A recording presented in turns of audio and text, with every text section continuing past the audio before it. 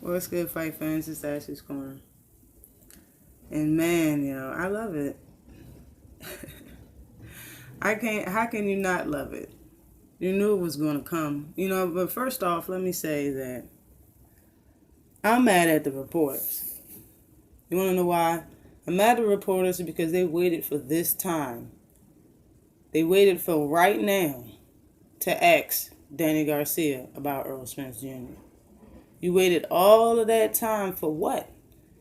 Like, he had countless interviews. You didn't hear one reporter utter Errol Spence's name to ask him a question at all. So now Danny Garcia can use the fucking excuse and say that, oh well, nobody was talking about him. Like, ain't nobody asking. Like, he can act blind to the fact that he was being called out in the first place.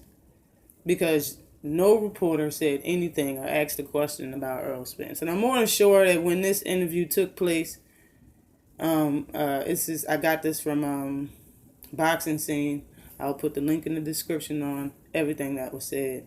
I'm more than sure Danny Garcia just didn't bring up Errol Spence. Somebody finally asked him. Finally.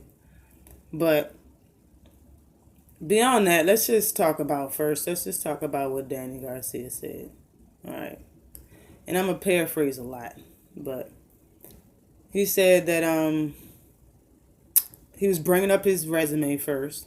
Basically saying that nobody did what he did, fought all the top names that he fought at his age. He has a good point, To me, a lot of the people he fought wasn't in their prime. But he's saying basically, that should tell you that he ain't scared to fight nobody. And, he's all about big names. But we haven't seen it from Danny Garcia. We haven't seen it. We just seen him be called out for a straight year, damn near. And him not say anything. Pretty much. I think a straight 8 months at least he's been called out. And he hasn't said anything until now. But just like I said, the reporters never brought it up to him either. But then he said Errol Spence Jr. fought a guy that he already beat, which is Lamont Peterson. And now everybody's calling Errol Spence Jr. a killer. But they didn't call Danny Garcia a killer. Like, okay. There he goes crying again. It's like he was crying about Terrence Crawford being announced pound for pound on a lot of people's list. Bruh, he's a killer because of the way he executed. He dropped Lamont Peterson. Maybe I'm wrong, but I don't recall you dropping Lamont Peterson. I recall you running like a gazelle during that fight. I recall it looking like, the fight looked like Lamont Peterson was the champion and you was the challenger and you was in there getting beat. It's like you wanted to stay away from him. And you got some good shots off, but he ate all of your shots. It seemed like you got flush shots off on Lamont Peterson and he ate all of your shots. When Errol Spence Jr. fought Lamont Peterson, the show did not go the way it went when you fought Lamont Peterson. You look like you were giving it your all in that fight. Like, you was healthy as an ox. You shouldn't have had no excuses. You look like you gave it your all. But you look like you were tired. But you didn't look like you was exhausted or had anything left. It looked like you were tired of being hit. Like you wanted the fight to be over. You wasn't comfortable in the ring. You didn't look like you won the fight. And a lot of people argue the fact that you lost that fight. And I seen videos of you saying that you told Lamont Peterson that he won the fight and that you lost. If you know all of that, it's evidence of the fight, bro. We seen the fight. And we seen what Errol Spence did to Lamont Peterson. No. What you did and what he did is not the same. Just like what you did at 140 is not the same as what Terrence Crawford did at 140. Stay in your lane. Seriously. And you know damn well. Like, so what? He fought somebody you beat already. So what? You fought somebody that Errol Spence beat already. What was it, Vargas you fought? Yeah, Samuel Vargas. Errol Spence beat him in 2015. You fought him a year and a half after that. So what's your point? What is your point? Seriously. He executed better than you. Alright, he stopped Lamont Peterson. You did not. You went a full 12 rounds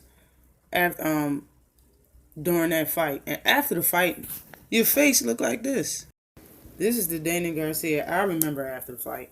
The pitiful face looked like he was sad. There was no smiles after that victory because he felt in his heart that he lost. If he didn't, he would have never said it to Lamont Peterson. I believe he said it. For real. His whole team looked sad, even his father.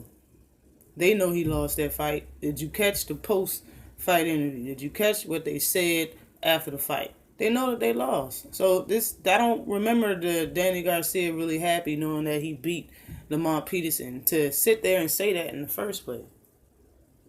But he also said that Danny Garcia thinks that it's a great fight for him.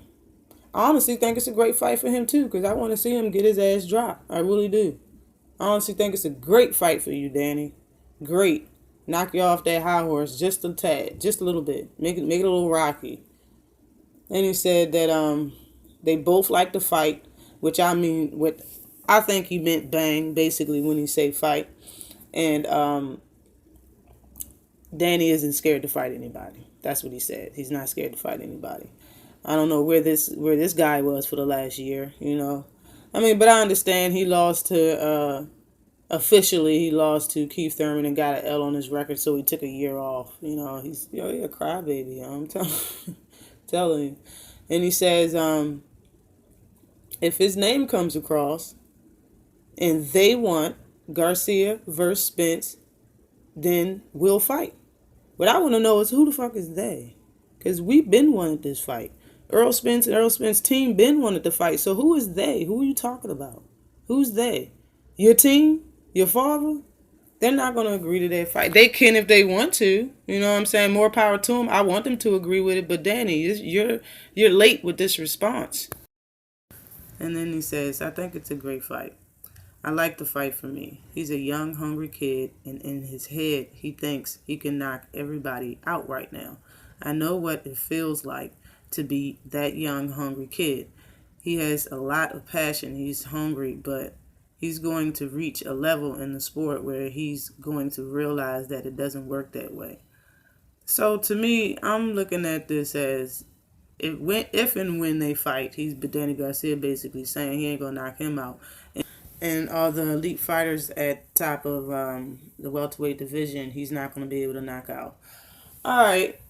If that's how you feel, I mean, more power to you. But I know that's not really how you feel, Danny Garcia. And I know that's what's weighing on your heart so heavy. You, Sean Porter, and Keith Thurman is his knockout power. I know that's what it is. The relentless of punches being thrown right, lefts to your body, to your face, all of that. I mean, I understand. I understand the man got power. I mean, but when I look at the record, when I look at y'all, both of y'all, meaning Errol Spence and Danny Garcia's last knockout was Rod Soka. And I'm not talking about TKOs. I'm talking about KOs on his resume. Was Rob Soka in 2014. Before that, it was Eric Morales in 2012. Okay? I understand that Danny Garcia did not always fight at 147, and he moved up from 140 and begun his career at 147. I understand that, but if that's the case, then you should keep your mouth closed when it comes to it. But he said it, so even though Danny Garcia only fought one time last year and losing to Keith Thurman, his last KO was in 2014. It was 3 years ago. Now we're in 2018. You could technically say it's 4 years. Okay? Now, Errol Spence Jr.,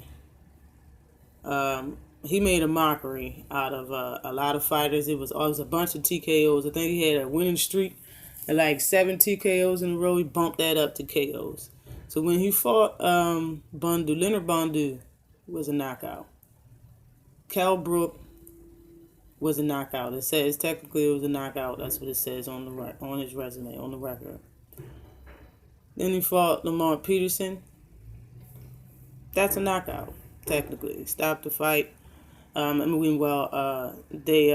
quit, basically. So that's a knockout.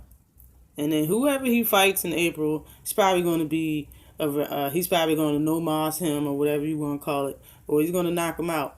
And I mean, you can call it whatever you want to call it. You're retiring on your stool as a knockout or a no-moss. To me, a no-moss is better than a knockout. You know what I'm saying? No, not better as far as visual, because I would love to see the knockout.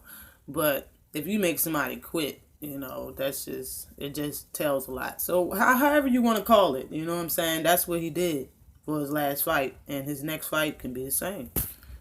Danny Garcia, you can be that fifth slot or that fourth slot, whatever. You can fight in April. You can fight later on in 2018 this year.